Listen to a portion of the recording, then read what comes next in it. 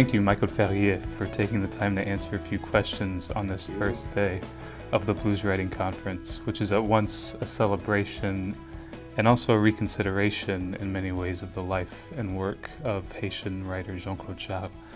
So I'd first like to ask you how you came into contact with his writings, what your first impressions were, and what is it that makes Shaut such a unique literary figure? I first read Jean-Claude Shaut in the late 80s, I think, when I was still a student in Paris. And I read the novels first, Manhattan Blues and Ferdinand, Je suis à Paris. And I was just a student, I was reading a lot of books, but these two books I remember very well because there was a tone, there was a music, a specific way of writing, and it was very strange because Jean-Claude Shaut is a very discomforting writer. He's writing about so many topics, and with a great sense of humor. And I think that the first impression I had was specifically about this sense of humor.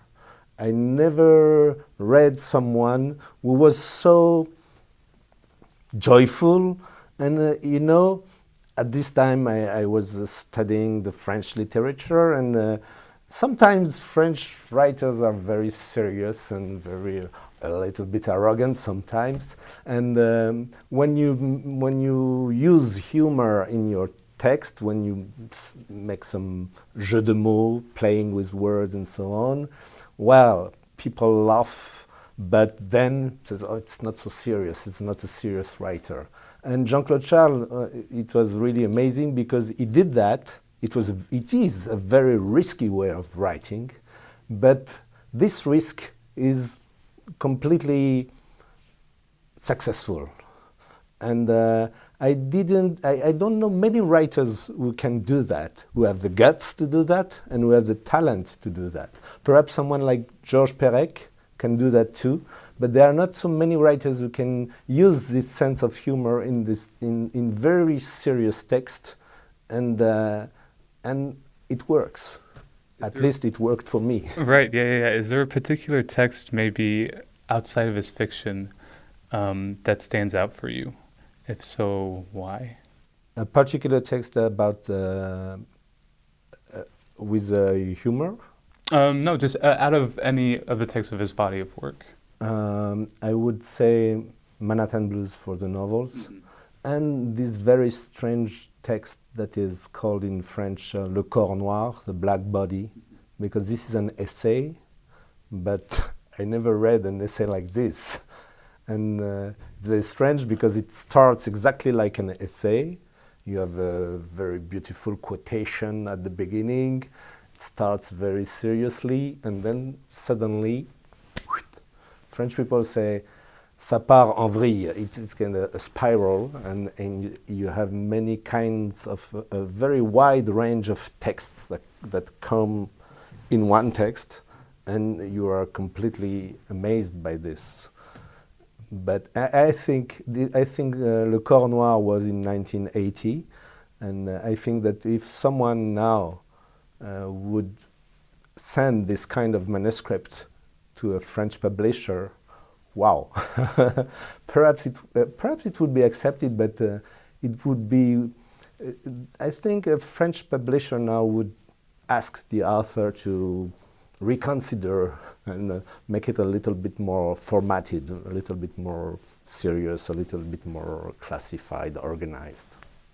He has this concept of hasina-us, which I believe first emerged in the essay Le Corps Noir. Yes. And it's this sort of rootedness in wandering or errancy, and it's one that emerges early and I think is present in all of his works after that. What do you make of this concept, and do you think it's a crucial entry point to an understanding of his work? I think so, yes. It's a crucial point of entry. Hasina-us is a very strange concept because you have two words, two opposite words, and that work together, and that's very disconcerting.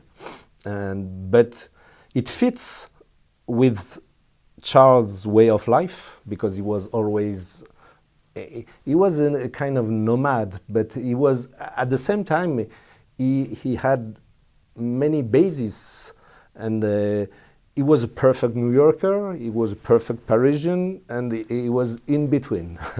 So Enraciné-Reims fits with his life and with his way of writing, with his style, I would say. His style is it's a very, very stable style. By stable, I mean that in each book you recognize Charles' style. You open the book and the first sentence you say, okay, that is Jean-Claude Charles. No, no mistake. You cannot make a mistake. His music is here till the first sentence, since the first sentence, and so this is a very stable style in this meaning. But at the same time, he has such a wide range of ways of writing that it's like a free electron, you know, full charged with a tremendous kinetic energy, and it's a fantastic page turner, as we say now. You cannot stop, and at the same time you are involved, and at the same time you are very disturbed, because sometimes you read some pages and say, well, what does it has to do with the topic, you know? And so Enraciné-Reims is a kind of genius word to sum up all these various emotions that you feel when you read Jean-Claude Charles.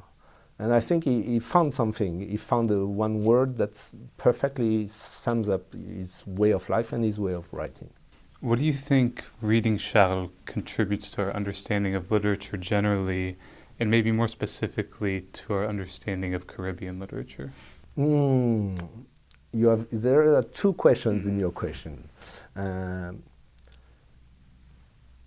First, I will reply about the Caribbean literature.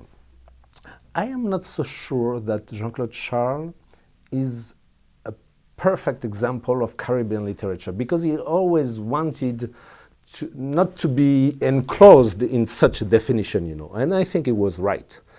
Of course, he was from Haiti. Of course, you can recognize some topics, and even I was speaking about the sense of humor, even the sense of humor, Caribbean sense of humor in his text. But I don't think we can, enclose his works in this simplest acception. And your second question, well, your first question, why is it so important to read Charles today? I would give two answers. The first one, we were talking about Le Corps Noir, the black body. That's a very amazing book, because it was written in 1980. And the first book that is talking about what we call now in French le racisme différentialiste. I think in English it's something like ethno-pluralism. You know, new kinds of racism that took place in the 80s, at the beginning of the 80s, and a kind of biological racism that has been replaced by a cultural racism. And Jean-Claude Charles was the very first one to talk about this in one book. I checked it out on the internet, and I saw that, for example, Etienne Balibar, French philosopher, he talked about this, but 10 years after. Taylor, his book on the multiculturalism, it was in 1982, 12 years after. So that's amazing, because Charles always looks very funny and not very serious, but at the same time, he perfectly felt what was going on at this time, and is still going on now. Because now we are inside this very big movement of ethno-pluralism, with its good sides and bad sides. And so that's, I think Charles was ahead of his time. And that's the reason why his books are relevant now, still relevant, still important. That's for the essays.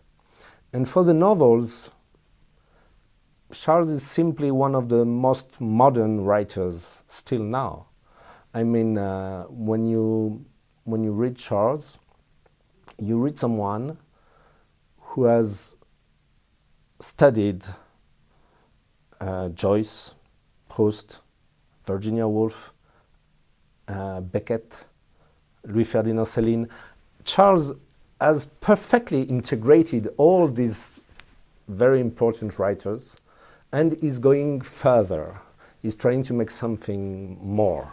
For example, when you take Manhattan Blues, the name of the narrator, the hero, between brackets, because it's not, such a hero, but the narrator is called Ferdinand, like the narrator of Céline's novels.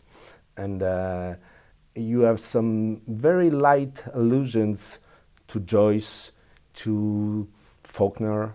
That means that this guy, he read everything, I think. He read Barthes. You can see sometimes he has some allusions to Barthes, even to Deleuze, and he's going further. And I think that if you want to understand what is literature today, modern literature, Jean-Claude Charles, you cannot avoid this man.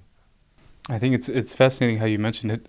In his writing, he prefigures so many of the philosophers that came after him, like Balibar and even Paul Gilroy in the Black Atlantic, that talk about this shift from biological to cultural racism. And I think that's a really important point in approaching his work as well. And in Manhattan Blues too, when you were talking about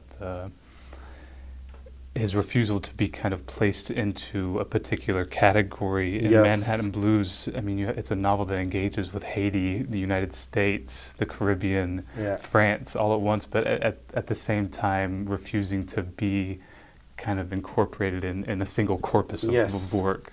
And I think that's really really fascinating. So I'd like to talk a little bit now about something that you've written about, and something you've recently identified and conceptualized, even this transnational group of authors which you refer to as the choral writers. Yes.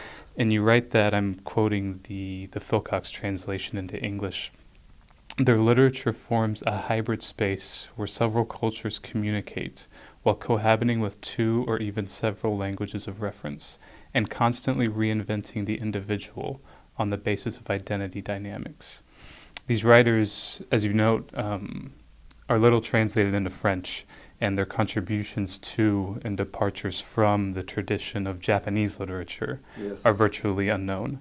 So first I'd like to ask you to say a bit more about this idea of choral writing, and then maybe ask if it's something that we could apply to Charles's work, or at least if it helps us understand it, albeit coming from a different context than the Franco-Japanese one from which your idea is born. Yes, that's a very good question. The choral writers, what I call the choral writers, first I was very mean because I took specifically the example of Japan. Or as you know, Japan is very well known, at least many people think that it is a homogeneous country. Sometimes some people say, okay, it's a mix between tradition and modernity. Well, as every country in the world. So you don't explain anything when you define Japan as a mix of tradition and modernity. But many people think that Japan is homogeneous. So I say, I'm living in Japan for 25 years now, and I never saw an homogeneous Japan except on the surface, you know. But when you live there, you can see that it's like all the countries in the world. You have some evolutions, mutations, hybridations, and so on. So I decided to focus on some young writers between 20 and 50 years old, who are what I call the choral writers. They are writing in several languages, and not only Japanese, Japanese English, Japanese French, or Japanese Farsi, or Japanese, and so on. And their topics are very various, and they are, well, they are like Charles, you are right. They are traveling a lot. Sometimes they are auto-translating. That means that they write a text in Japanese and they can translate it themselves in another language. And I think more and more writers are going like this now. And that's the reason why I thought it was very interesting to study some of these writers. And that's only the beginning. I think that this concept, choral writers, I think will be very, very important in the future. And what is amazing is that Jean-Claude Charles is not Japanese, of course, as you noticed. And he was living in the 80s. He's dead in 2008.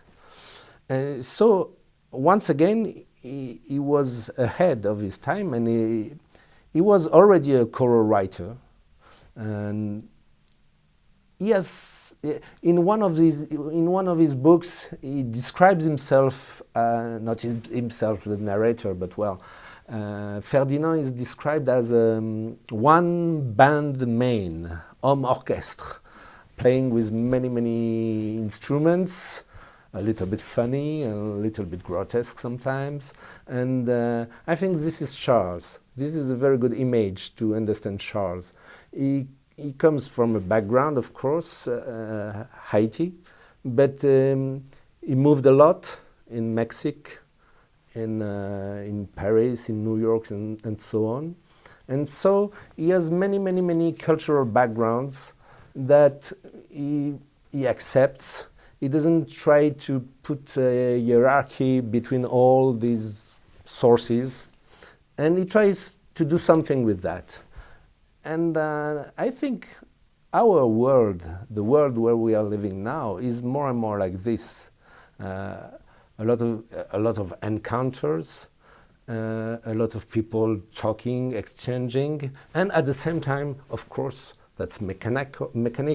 You have a lot of walls, a lot of frontiers, a lot of recategorizations, but that's normal.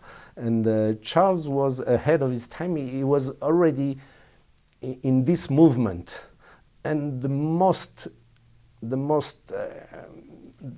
moving thing in Charles is that he found a style of writing. He found a sentence, he found a rhythm to express this.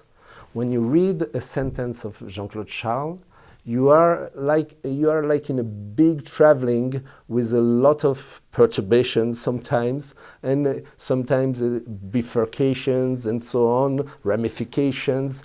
And if you are an honest writer, you cannot do anything but say thank you, thank you, Mr. Charles, because this movement, I was talking about the fact that our world is more and more like this, like encounters, globalization, and so on, hybridations. But to find a rhythm, to find a sentence, to find some way of organizing your text to express this is really tremendous, really. And please read this guy. He's so wonderful, and it will make you understand the world where we live now. And en plus, moreover, it will give you some joy of life. That's as simple as that. Despite all these contributions that we've been talking about,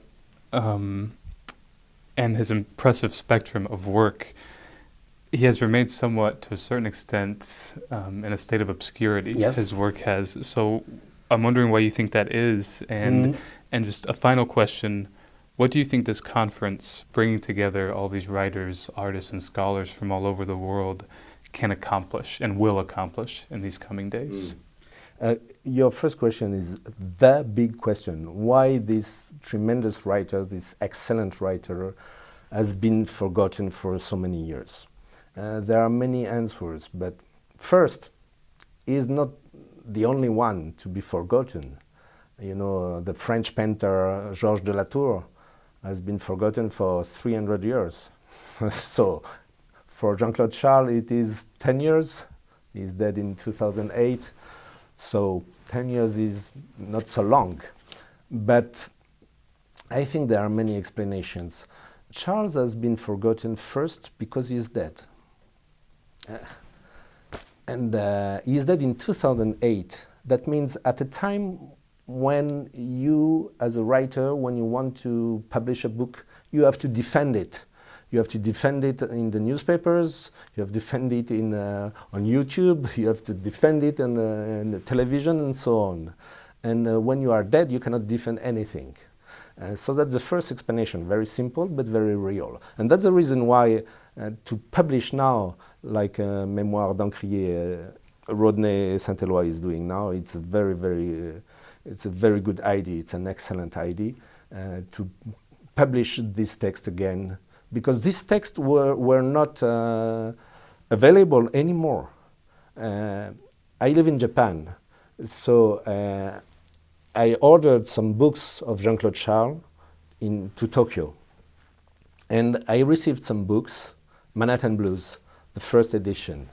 And I said, wow, where did they find that?